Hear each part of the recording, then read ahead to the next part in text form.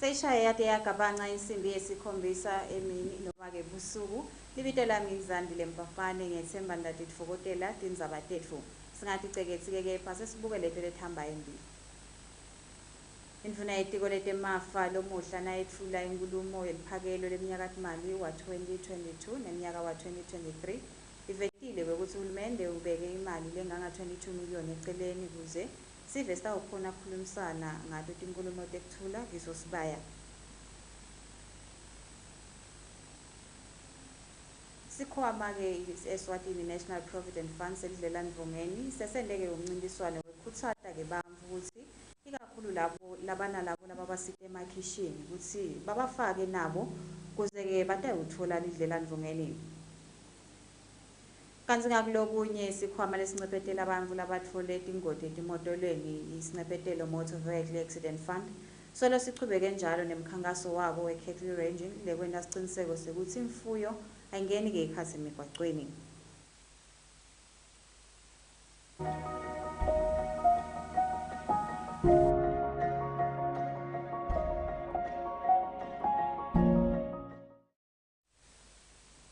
Lomlayetelo osanza kuvela uchamuka kiyo iwater aid eSwatini kanti nje ucela eMaswati ukuthi alandzele ke timiso tahulumende ukuze kunganzi i-COVID-19 evele. Sesichubeka nato ke eMaswati lamahle indvuna yetiko letemafa itsite ke lomuhla nayetfula inkulumo yeliphakelo leminyakatimali wa-2022 neminyaka wa-2023 waveta ukuthi uhulumende beke eceleni imali enganga 22 million ukuthi sive sikhone kuhlanganyela isibayeni sikhulume ke tinkulumo tekuthula Indvuna yelitiko letemafa umhlonishwa Rickenberg wethule emaphakelo yomnyakatimali wa-2022-2023 lomuhla lalinganiselwa ku-23.2 billion malangeni lokukhomba kwehla nga-1 billion malangeni uma kuchathaniswa nemaphakelo yomnyaka lophelile lebaka ngu-24.4 billion malangeni kuthi-ke sikhebe sisawo emaphakelo alonyaka sime lapha ku-3.8 billion malangeni Indvuna yetemafa ivetile ukuthi uhulumende ubeke eceleni imali lelinganisela ku-22 million yokuthi kuchutshwe wona umsebenzi wesibaya lapho kutawuba netinkhulumiswano. As a nation founded on peace, stability and the rule of law, His Majesty, in partnership with the private sector and our development partners, has launched a 500 million reconstruction fund to compensate Yemaswati for the damages to property suffered during the civil unrest. We would encourage all qualifying affected people and companies to apply so that we can restore confidence in our economy and create jobs that are so desperately needed. Furthermore, His Majesty has called on all Yemaswati to constructively engage in dialogue within the framework provided by our Constitution and Sibaya, which is the ultimate consultative and decision-making forum of all Yemaswati. As our society and economic activity resumes post-COVID-19, the nation now has the opportunity for this dialogue to resume. Government has set aside 22 million emalangeni for in this year's budget for the Sibaya National Dialogue. We should also celebrate our successes, provide a clear and sustainable fiscal path forward, and create hope for our collective future as a united nation. 220 million imali lebeke eceleni ukuthi uhulumende yakhona ukuncempetela tisebenzi ngenxa yekudula kwentengo yetimvo etitolo i-cost of living adjustment. Indvuna ivete ukuthi uhulumende uhlele kuwakha emathuba emisebenzi lalinganisela tinkulungwaneni letimfica 9,000 lelapho kubheka ukuthi yakhiwe ngemisebenzi letimele nakho uhulumende uyabachubeka aqinisa aphindze yavusa umnotho tindlela tekutsengisa impahla ngaphandle ema-exports.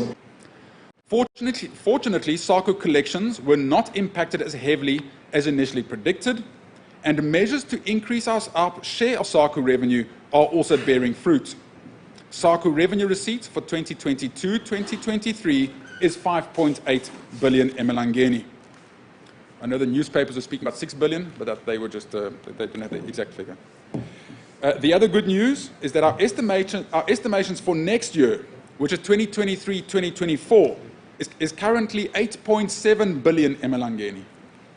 Mr. Speaker, government revenue excluding grants for 2022-2023 fiscal year is projected to reach 18.7 billion emalangeni, which is 23.8% of GDP, a decrease of 2% from the 2021-2022 initial budgeted figures.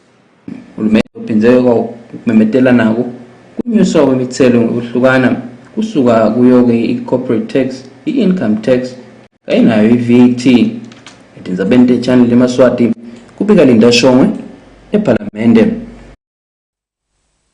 Kanti-ke indvuna yetiko letemafa ekuseni iphindze-ke yaveta kwekuthi liphakelo litawuya kuphi, ikakhulu-ke tindzaba latitsinzile ngito kwekuthi kutawubukwa-ke tempilo njengoba kude imithi yetibhedlela, kubukwe tindzaba temgwaco, kubukwe indzaba yokuthi bantu bathole imisebenzi ku-address pheceleti i-unemployment eveni. Phindze yaveta-ke indvuna yokuthi kubonakele ukuthi ngesikhathi se-COVID-19 lapho-ke labatsikabetwa kakhulu yibo bosomabhizinisi labancane. Umhlonishani Reckenberg uthide-ke lo muhla embabane ekuseni wathula-ke ingcenye inkulumo lapho ayethula khona eParliamente liphakelo leminyakatimali weminyaka wa-2022 neminyaka wa-2023. Mhlonishwa uvetile kwekuthi imali-ke letawusebenzisa kule minyaka ngeke imali enhlanganisela ku-22.2 billion wemalangeni. Lavetile kwekuthi uhulumende bekanathi ingcinamba letiningi kakhulu kulo mnyaka lophelile kufaka-ke ekhathi tindzaba-ke tebudlwangudlwangu lobenteka kanye-ke nendzaba yokuthi kumele kulungiswe imigwaco. Utsinze kwekuthi letimali-ke titawuya etindzaweni letehlukene lokufaka ekhathi kulungisa tindzaba tekubabete kwemithi etibhedlela, tindzaba tekubabete kwemsebenzi nalokunye-ke lokuningi lokufaka-ke ekhathi tindzaba-ke tekuthi kuvuleke emathuba emsebenzi yeveni. So I think at the moment, just as a bit of a summary on this growth, there's a lot of growth taking place within the bigger companies, but at the same time we recognize there is pain in smaller businesses. So we have found, and what we see in the economy, and that is that there are, because of COVID locking down the movement of people, many small businesses thrive when people are moving around because they're physically coming into shops, street vendors, physically having people moving constantly to be able to purchase their goods.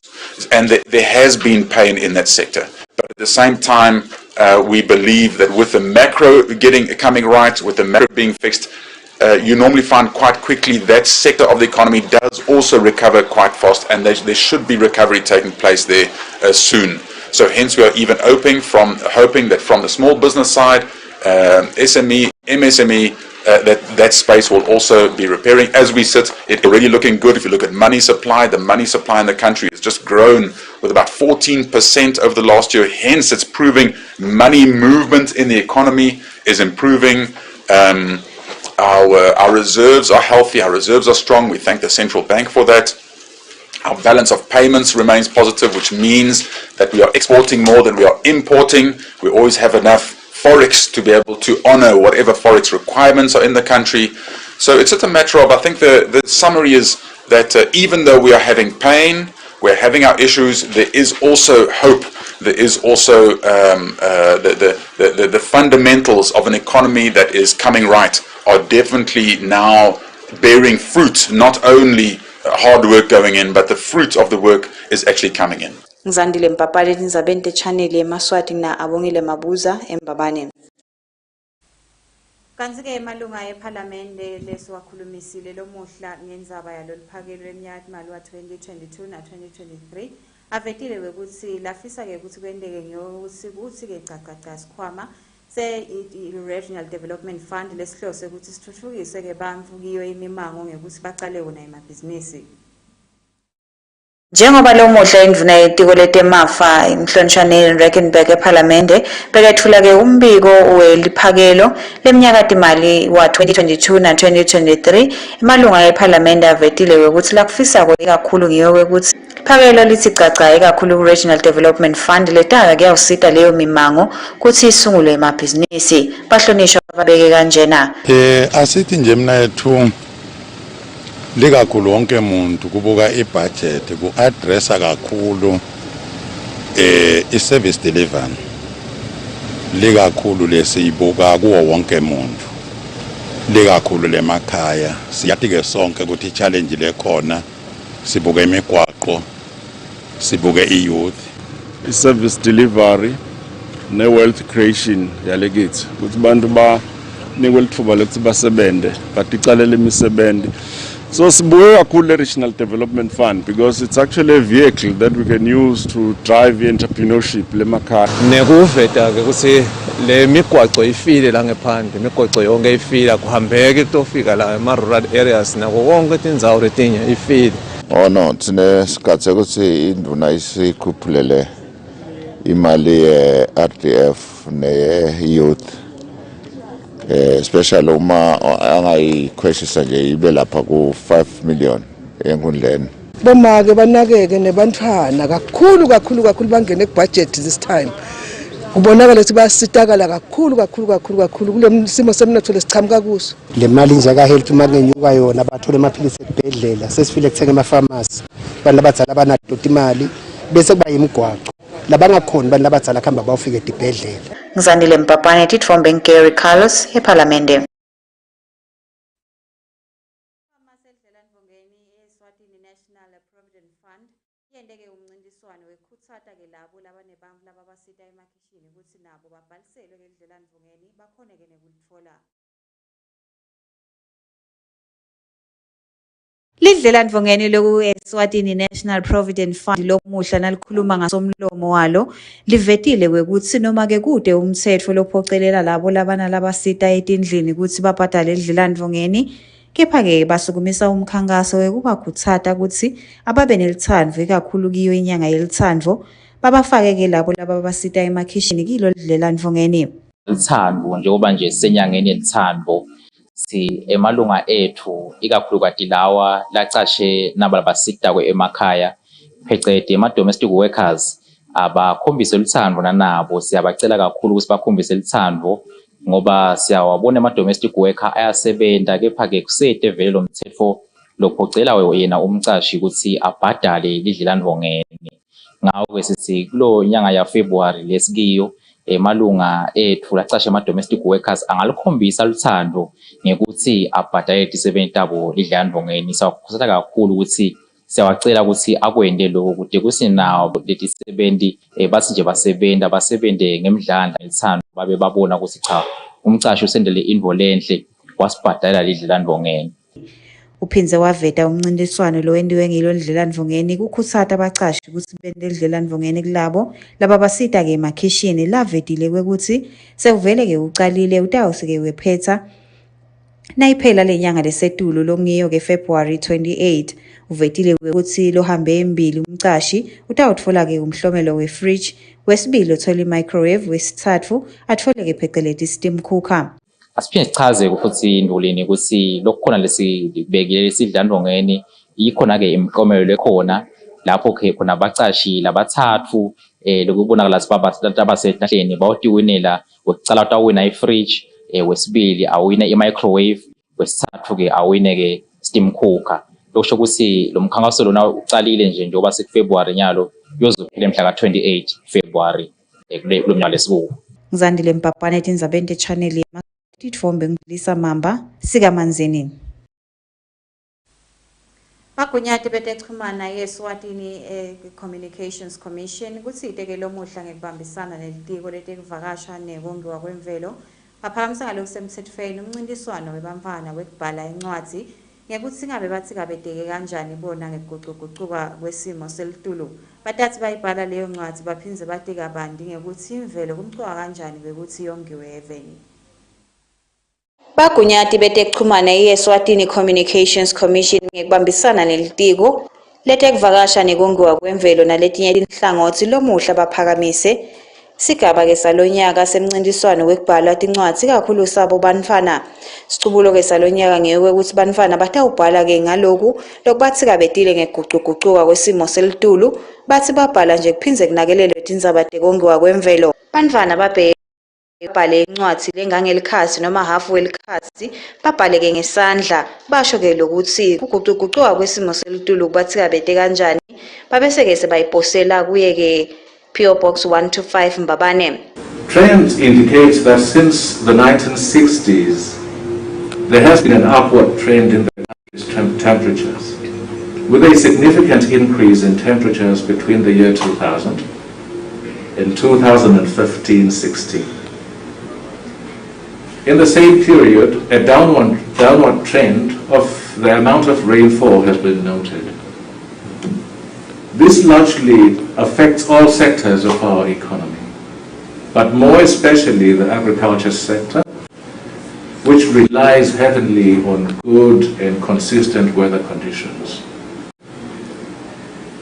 One devastating climate change impact that our country has experienced in recent memory is the El Niño-induced drought of 2015. Umphathi webagunyati betekuchumana lebekamelwe ngumnumzane Fakutse uvetile ukuthi lo mncintiswano wendewe ukuthi kuvakale ke liphimbo labo bamfana basebenzisa ke indlela yokukhuluma lokungeko kubhala lavetile ukuthi kutabeke kubukwa tindzaba tekuthi bantwana bathuthukisa kanjani ukubhala babeke batiswa kabanti ngetindzaba tekuguquguquka kwesimo selitulu nekongwa kwemvelo. It is inspiring and remarkable that this year's theme for the competition aims to give a voice to young people on a global and urgent matter threatening their future, the climate crisis. As we are all aware, the impact of climate change is catastrophic and is wreaking havoc in our communities. Dangerous weather events are becoming commonplace, consequently calling for immediate, innovative and sustainable solutions to this crisis. Ngizandile Mpapane Tindzabeni te channel Yemaswati na Gary Carlos sisembabane.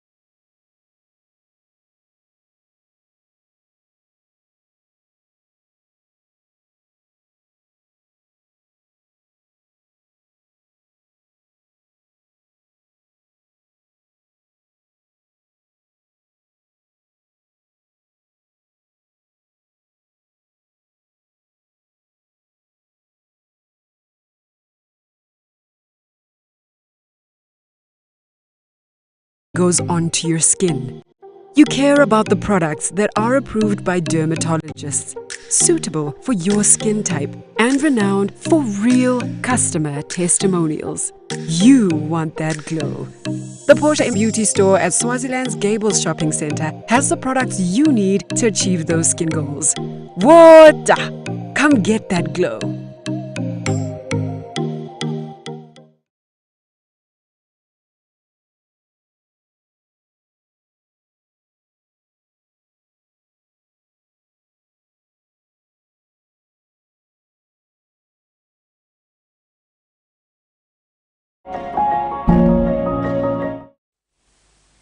Sendvesele siphinde sinemukele babukeli bechannel Yemaswati solonihleli naye Zandile Mpapane.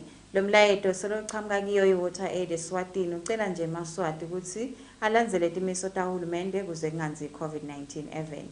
Sesichubeka nato eMaswati lamahle sikhwama lesincephetela abantu labatfole tingoti tetimotolo. Sincephetelo Motor Vehicle Accident Fund solo siyachubeka nemkhankaso ngekusitana nemaphoyisa. Kutsi ke emgacweni kube beteke tinkhomo letingadala tingoti lomuhle bebaganekise khona endzaweni yasehlane. Lenye yetingcinambala kubonakala inyusa tingoti temgwaco eveni ngento ke tinkhomo letiye tiphatamise bona bashayeli betimotolo. Kungako ke namhlaba kasincephetelo MVA Fund bathule ngalokusemthethweni luhlelo lwe-Kirkley Ranging lapho khona kutawuba ke nabamfu labatawuhamba bagadza tona ke tinkhomo emgwacweni basebenzisa wona ke emabhayisikili. Lokho ke kuthiwe ke kutakwendeka emini kuphela njengoba ke ebusuku banekati betinkomo kubhekeke kuthi bavalele tinkomo tabo. National Commissioner akhuluma ke ngalo livi elemnumzane Charles Makagula lo Regional Commissioner ubongeke baka MVA ngekubambisa wona ke emaphoyisa eMbube kanye ke nesive waveta ke sifiso lanaso sekuthi ke umgwaqo lo yakhona ke ehlane weluleke. Ngesikhathi sekwendeke ingodi thina singamaphoyisa sesehlulekile kusebenza. Umsebenzi wethu lomnyendi ikakhulukati ukuthi eqinisweni la khona kude ingodi le yendekako esiveni ngoba umsebenzi wethu lesinikethe wona njengembutho kuphephisa impilo desive nokubona ukuthi sive siphephile lapha sikhona khona kanjalo futhi kube nekuthula nempahla yaso sive iphephile. Benginene ngicela kubonga sinabetelo MVA fund ukuthi sibone kukuhle ukuthi singeta elubonjeni ukuthi osukumisa lo msebenzi longaka. Sihlalo wakasincephethelo MVA fund bekamelelwe ke ngumnumzane Max Mkhonda lochazile ukuthi kungcono ukuvikela kunekumela ukuthi info yendeke kungikhathi usukuma. Lehlelo le cattle ranging silicale ngabo 2018 mangi ngaphosesakali emphathi hlelo ngabo 2018 sisukumisa emgwaqweni we MR3 nalo mgwaqo wasemadla ngempisi lo emsakweni lekithi kampani ngosola ube impumelelo kuleyo migwaqo lo yenyebekunene. Bebakhona ke noma ke bekakhona loyo ke lomelele sifundza saselibonjeni bakhona baka Road Safety Council naloyo ke lomelele umphakathi lamabhasikili ke lathuliwe asithupha. Sokuwethemba eMaswati engani wena MPA ngudonzolo leMaswati maye mina ngapha ngiyatiqhenya ngawe engani lokuhle kuyadunyiswa engani lokuhle kuyabongwa. Nginohlahla thwala Tindzaba eMaswati channel ehlane. Imfina yasenzaweni yakalobamba seyigceke isendo lesendeka kuleya ndzawo nemacenzelo ikakhulu naseBethani lapho khona kwebiwa tinzambo telithusi uvetile kwekuthi lesendo lesi senda ke bavu bangasakhona ukuxhumana kahle. Nzela indzaba yekwebiwa kwekhopha waya lapha eBethani yakhona lapha ka-SPTC sive sakhona sezivuke indlobane kulandzela ukuthi bakhala ukuthi baba bede tincingo emva kuba letigilamkhiwa setebe yona lekhopha waya akusasike ukucala ke kuthi yebiwe kanti semahlandla lamaningi baka-SPTC bayibuyisela iphindze etshiwe. Lamhla sixoxisene endvuna yenkundla Paulus Malazo sibekele kanjena. Malaza njengendvuna yenkundla baba siyeva ukuthi kuneganga lokwendeka kwebuwa kwekhopha waya leyasetingcingweni ungathini khuthe esiveni. Awu singakhuthe kakhulu babe ngobe kahle kahle letincingo siyadzinga sonke lesikhona makukhona lokuyinkinga udzinga ukuthi utsinze labo bemthetho ngale lucingo uma ke sebalithatha lekhopha shothi umnotho ubuyele emva nekusebenta kwethu kude la sitaya khona phambili uma kude le contact yale tincingo yale khopha waya uma bayeba siyakhutha bekunene nkosama kube ngilona loyo abeliphoyisa kulesimo lesi ngobe lokumcoka yini kuthi sibe nekuthula tonke into letethwe stendako kube nekuphila nje lokunguko ngobe lokuthi utawukhala ukuthi umuntu engeke khona la kithi emangweni kithi singeva buhlungu kakhulu ngoba phela siyalimala umnotho nje ubuyele emva ngibona lokuthi akuqhamuka umuntu ende into aqoba ukuthi ngeke abone kanye egcineni ince uyagcina sabonwa bese uva buhlungu naye. Ningathini mhlambe esiveni mhlambe lo tawukhanza kalenda lokho bente njani sive? Siyacela esiveni ngosami ngedi bangawuthatha umthetho. Makeshongo yasenzaweni yasendaba mhloshana ukuthi akade ke setawuphuma abhekephi kulandzela ukuthi umnakabo eteke sekaphethe incwadi lemtshela ukuthi akaphume aphele kuleli khaya lahlala kilo. Lombuwa wakashongo lapha enendaba mhloshana ukhala ngemnakabo lombangisala ekhaya kokuthi akasathi ukuthi ufunani nyalo kulandzela ukuthi Tindzaba yabe yatekwa enkantolo uthi kumthuke kakhulu namhla kuchamuka umuntu washo kokuthi uthunye inkantolo utomnikete emaphephe kumcosha kuleli khaya lawo lamnikete emalanga lasikhombisa kokuthi abasaphuma saphelile kulela khaya uthi lona ngomnakabo latalo naye ekhaya uyamangala ke ukuthi umbangisana ngoba nayo nayo indzawo yakhe. Baba kufike indoda lapha ithi akazikalayo ithi court message ilethe liphepha lapha i-court order ukuthi mina kufuna ukuthi kuphela 7 days ngibe ngekho la khaya. Uthi endzabeni yethu nabhuti wami lebe ngathi ukuthi mina isesenkantolo sisayiteka sengithuka kuqhamuka emaphepha.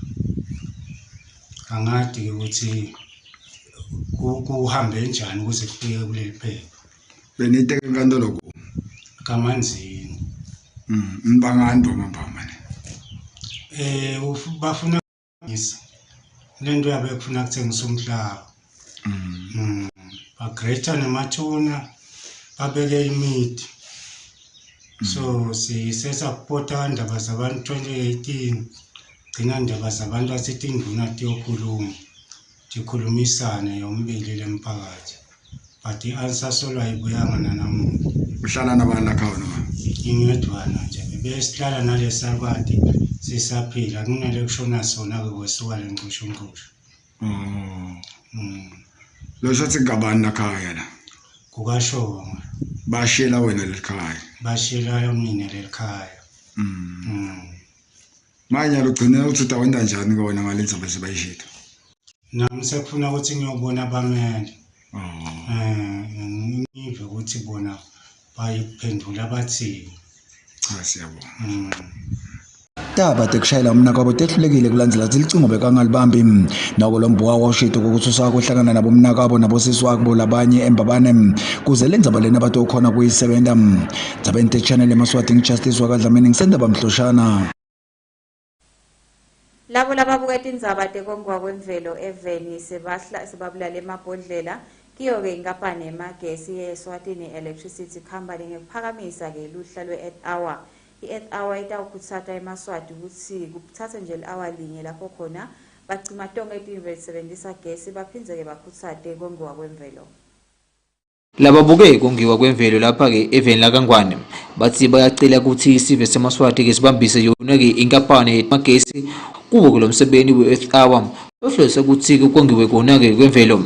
Bathi kubaluleke kakhulu ukuthi-ke imvelo-ke yongeke baphindze-ke bavete nokuthi izihlahla temdzabo kubalulekile ukuthi-ke tigcine futhi-ke tingabulawa ngoba-ke tiphindze futhi tisetshenziswe kude kwetempilo. Kubuke nje indzaba yendalo yonke ngekuphelela kwayo kokuthi asiqinisekise ukuthi sayinakekela njengoba sathi ukuthi i-nature phela ifake ekhathi imihlabathi emanti ifake ekhathi nale moya lena lesiphefumulako nako konke njena kanti-ke iphindze futhi bese seyagcizelela ke lesicubulo sethu ukuthi ne-biodiversity. I-biodiversity-ke ngito tihlahla-ke netilwane.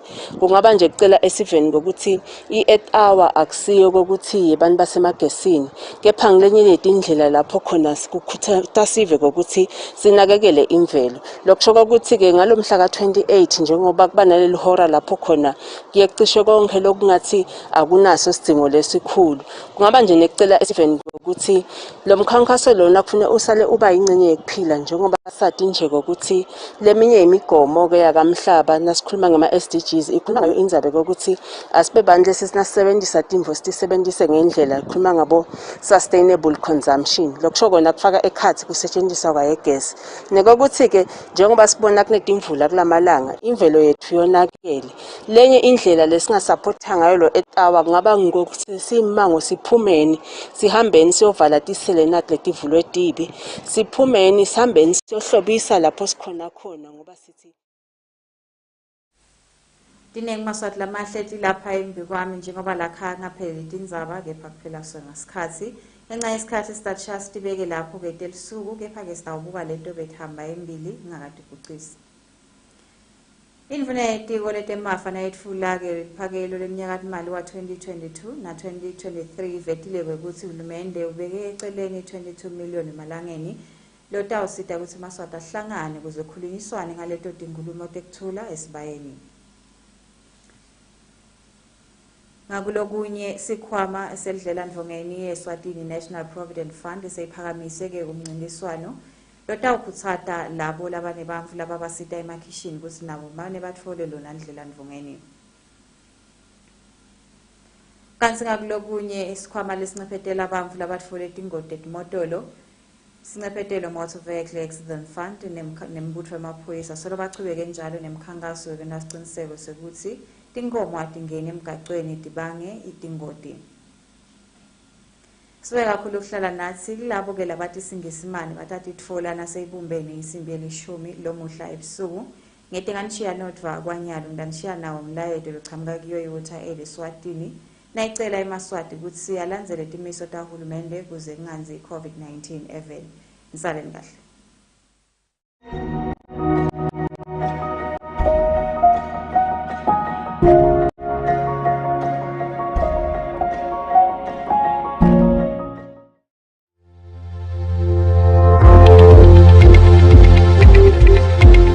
This weather is brought to you by FSRA.